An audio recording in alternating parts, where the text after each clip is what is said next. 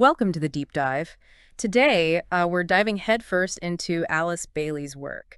It's fascinating stuff about telepathy and the etheric body. Oh, it's some seriously mind-bending stuff. You guys sent in some really interesting excerpts, Really intriguing. and we're excited to unpack this idea Yeah. that our minds aren't just these isolated islands, but part of this vibrant, interconnected network. This is what always got me. If our minds are connected, how can we be so, individual? How is there room for me to be me in this, universal web of thought? Right. How can we be both interconnected and still have our own unique experiences and perspectives? That's where this idea of the etheric plane comes in. Like Bailey writes, it's this subtle but very real energy network. Okay. This sort of cosmic meeting ground for all our thoughts and impressions.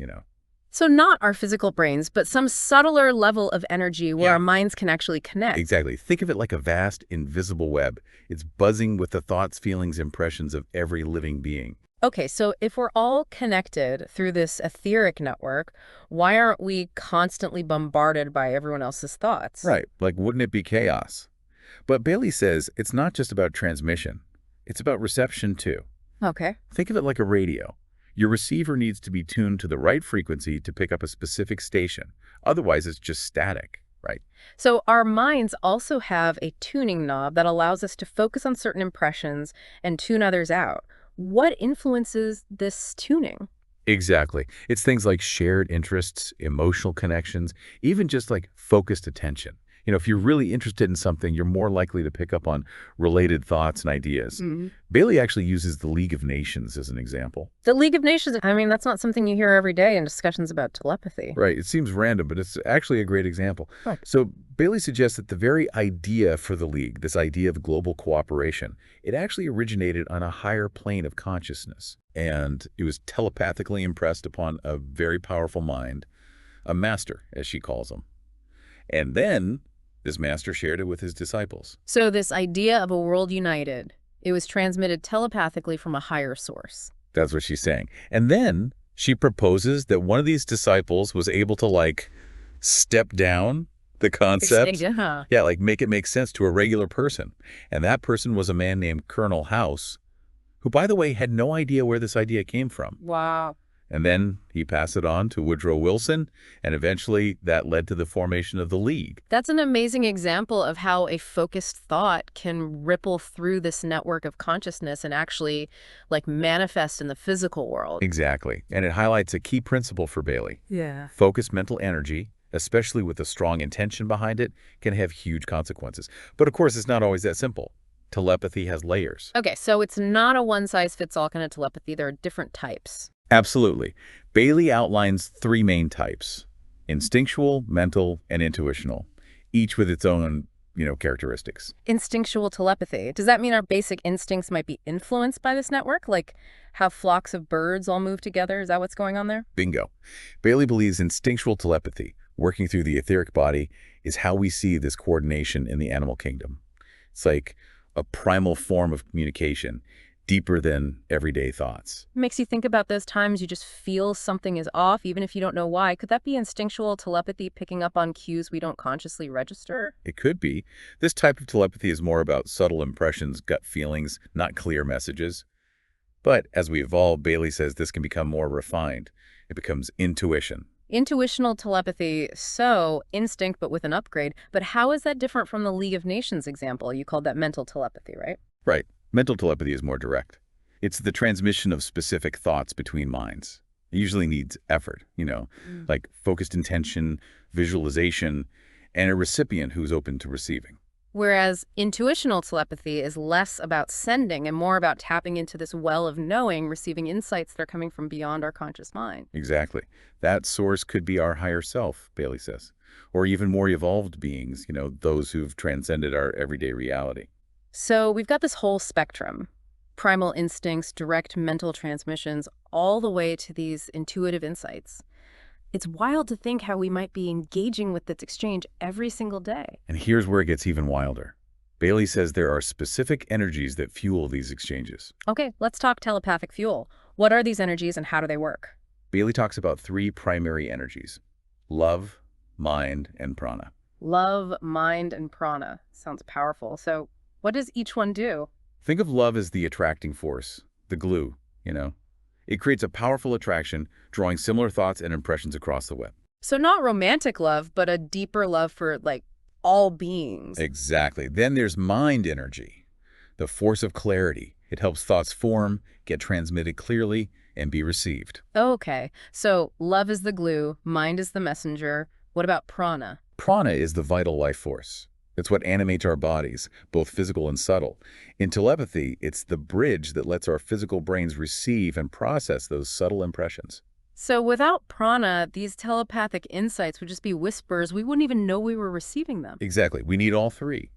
Love for connection, mind for clarity, and prana to make it real. And get this, Bailey says our ability to really tap into this network, to send and receive consciously, it depends on this vital energy structure, Hmm. the etheric body. The etheric body, we hear that a lot, but what is it exactly and how does it work in telepathy? Okay, so imagine the etheric body like an energy web.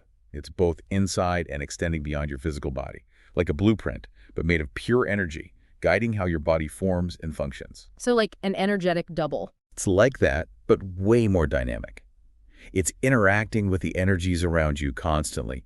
It's picking up cues, transmitting your own energy signature. So the etheric body is like a finely tuned antenna, picking up and transmitting information beyond our five senses. Exactly. And just like you adjust an antenna to get better reception, we can refine our etheric bodies to be more sensitive to certain telepathic impressions. So it's not just about like sitting back and hoping to receive messages. We can actively develop our etheric body to be more telepathically sensitive. Right. Bailey suggests things like meditation, visualization. These practices can strengthen and refine our etheric bodies. So we're basically fine-tuning our instrument, making it resonate with those subtler frequencies. That's a great way to put it.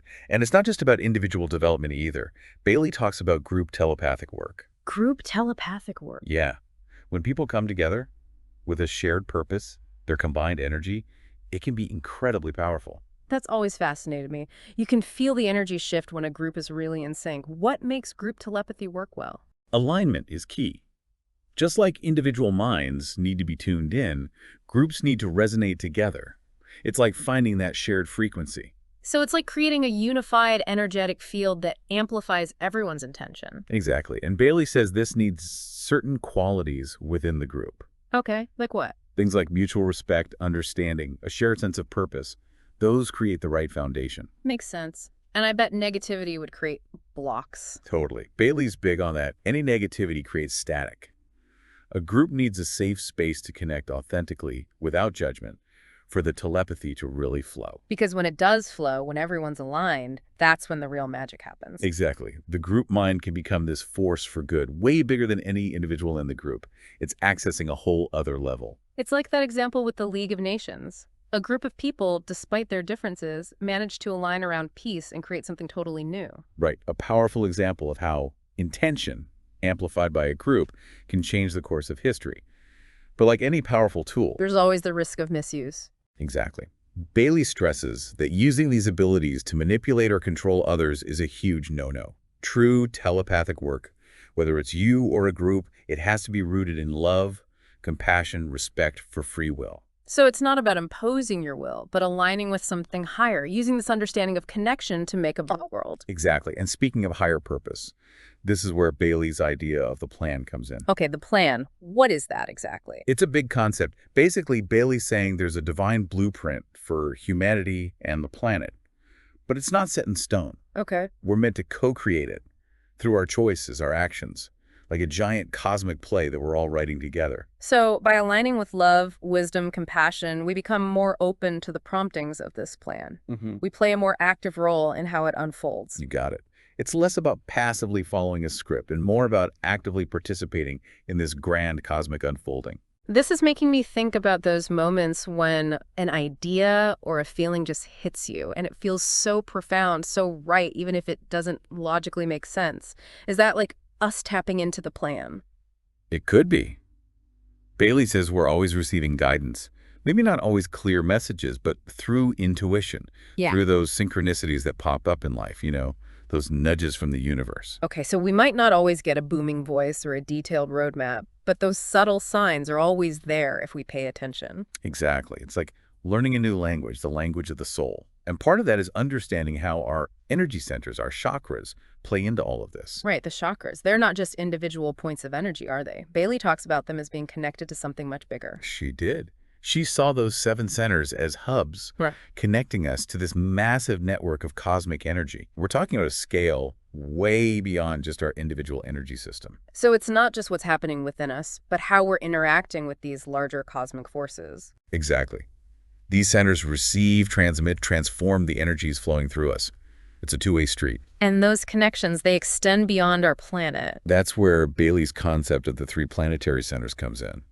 She called them Shambhala, the hierarchy, and humanity. Okay, 3 planetary centers. What do they represent? Picture Shambhala, the highest center, as pure divine will.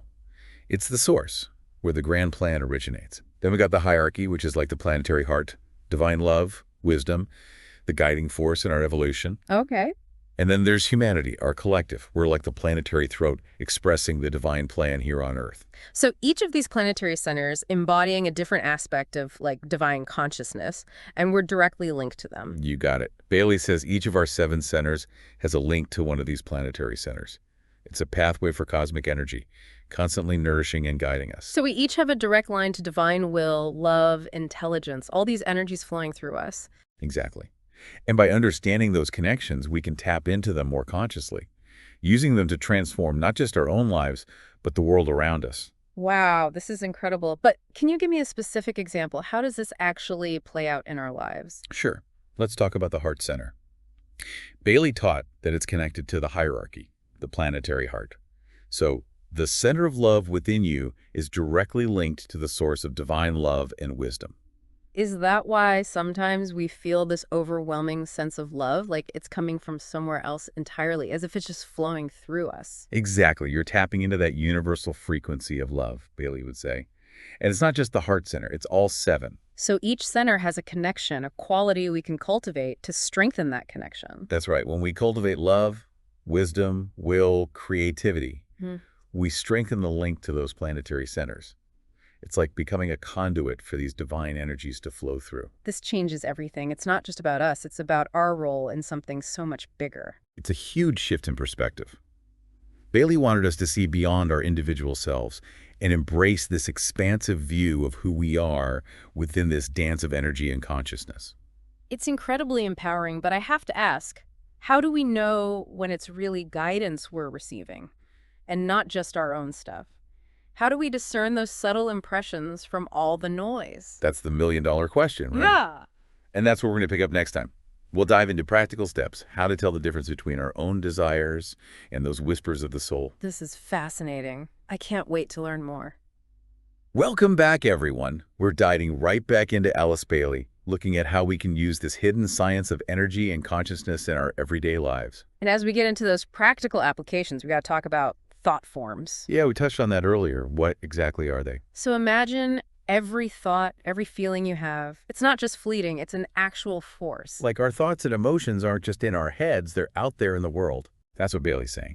Each thought creates a thought form, an energetic pattern, with the imprint of that thought or feeling, like stamping an image on like the fabric of the etheric plane. We're constantly sending these energetic patterns out, every single thought creating these ripples. Exactly. And get this, they don't just disappear, they stick around, attracting similar energies. Yeah. It's like one snowflake melts fast, but a whole bunch of them can cover everything. So if we're constantly negative, worried, we're creating a blizzard of that energy, and not just affecting ourselves, but like the whole energy field around us. That's it. But the good news is we can cultivate positive energy just as easily. It's about realizing our thoughts are seeds. We can choose what we plant. So being mindful isn't just about feeling good, it's about taking responsibility for what we're putting out there. Exactly. Bailey's big on this. Our thoughts have real consequences. When we become more aware of our thought patterns, we make different choices. We create a garden, not a weed-filled lot. It's like that saying, be careful what you wish for. If we focus on lack, fear, guess what we attract more of? Right. On the other hand, focus on abundance, gratitude, those things get magnetized too. That's why Bailey thought affirmations, visualizations, those weren't just woo-woo, they were tools. It's not just thinking happy thoughts 24/7. It's about being intentional, aligning our inner world with what we want to see outside. That's it. We have this creative power, but we have to use it consciously. It's both amazing and kind of daunting, you Absolutely. know? We shape reality with our minds, but that's a lot of responsibility. Absolutely. That's why Bailey stresses aligning with a higher purpose. Our creative energy needs to be guided by something beyond just our egos. So, not personal gain, manipulation, but tapping into something deeper, letting our actions come from that connection. Exactly. Bailey talks about surrender. Not giving up, but aligning with divine will. Our lives become part of a bigger harmony, not just our own tune. Surrender can be a scary word, but the way you're describing it, it's not passive. It's about choosing to trust a wisdom bigger than us. Exactly. We're not calling the shots solo in this cosmic play. Surrender is opening ourselves to our soul's guidance, to that larger intelligence working through everything. And that brings us back to the etheric body, that bridge between us and this vast network we've been talking about. It's how we receive impressions, connect to those planetary centers, become part of the plan. Exactly. The etheric body, it's our instrument for all of this. It receives and transmits these energies. It's how we engage with this whole hidden science. This has been incredible. We covered so much, how our minds connect, the power of thought, those subtle impressions, and the etheric body tying it all together. It's been a wild ride, and hopefully it's got everyone thinking about these ideas in new ways. That's what we hope for. Even though we just scratched the surface of Bailey's work, we hope it sparks more exploration for our listeners. Like Bailey said, we are not simply little segregated personalities. We're part of something incredible, and we each have the potential to tap into that. So we'll leave you with this. What impressions are you open to? What are you sending out? Until next time, keep those minds curious.